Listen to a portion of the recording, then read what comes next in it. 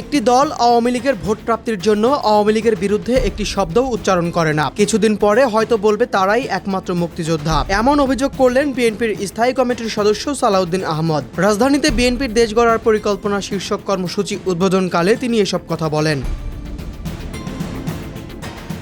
ওই উদ্বোধনী অনুষ্ঠানে সালাউদ্দিন আহমদ কোনো দলের নাম উল্লেখ না করে বলেন, কেউ কেউ বলেছে নো পিয়ার নো ইলেকশন, কেউ কেউ বলেছে একই দিনে গণভোট আর নির্বাচন হলে আমরা মানি না, তারা গণতন্ত্রের বিপক্ষের শিবির। পাশাপাশি তিনি কিছু রাজনৈতিক দল নির্বাচনের ময়দানে নিজেদের প্রভাব দেখানোর জন্য অতীতের মুক্তিযুদ্ধের সংজ্ঞা বিকৃত করছে বলেও দাবি করেন।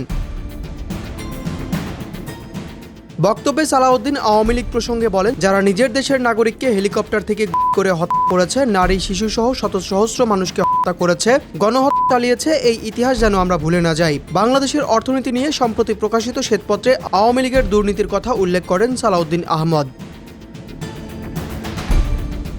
এছাড়াও গণ অভ্যুত্থানের আকাঙ্ক্ষাকে বাংলাদেশের মানুষের মুক্তির আকাঙ্ক্ষা উল্লেখ করে সালাউদ্দিন বলেন, মানুষ গণতন্ত্রের মুক্তি চেয়েছে, হারানো মানবাধিকার ও মৌলিক অধিকারের মুক্তি চেয়েছে, যার সমষ্টিগত ফল ২৪-এর গণ অভ্যুত্থান। এই অভ্যুত্থান শুধু ৩৬ দিনের আন্দোলনের ফসল নয় দাবি করে তিনি বলেন, ২০০৯ থেকে ২৪ সাল পর্যন্ত বহু রক্ত দিতে হয়েছে।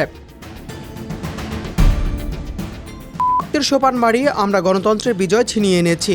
এ সময় বিএনপির ৩১ দফা জাতির মুক্তির সনদের একটি নির্যাস বলে মন্তব্য করেন এই বিএনপি নেতা। যুগপৎ আন্দোলনের শরিকদের নিয়ে বিএনপির ৩১ দফা বাংলাদেশের মহাকাব্যে পরিণত হয়েছে বলেও দাবি করেন তিনি। পাশাপাশি ত্রয়োদশ জাতীয় সংসদ নির্বাচনের তফসিল ঘোষণা প্রসঙ্গেও অনুষ্ঠানে কথা বলেন এই বিএনপি নেতা। তিনি বলেন, গণতান্ত্রিক যাত্রাকে বিভিন্নভাবে প্রাতিষ্ঠানিকভাবে শক্তিশালী করার জন্য গণতন্ত্রের উত্তরণ হতে হবে। সেই গণতান্ত্রিক উত্তরণের একটি সফল ঘোষণা গতকাল হয়েছে, যেটাকে আমরা তফসিল বলছি, নির্বাচনী তফসিল।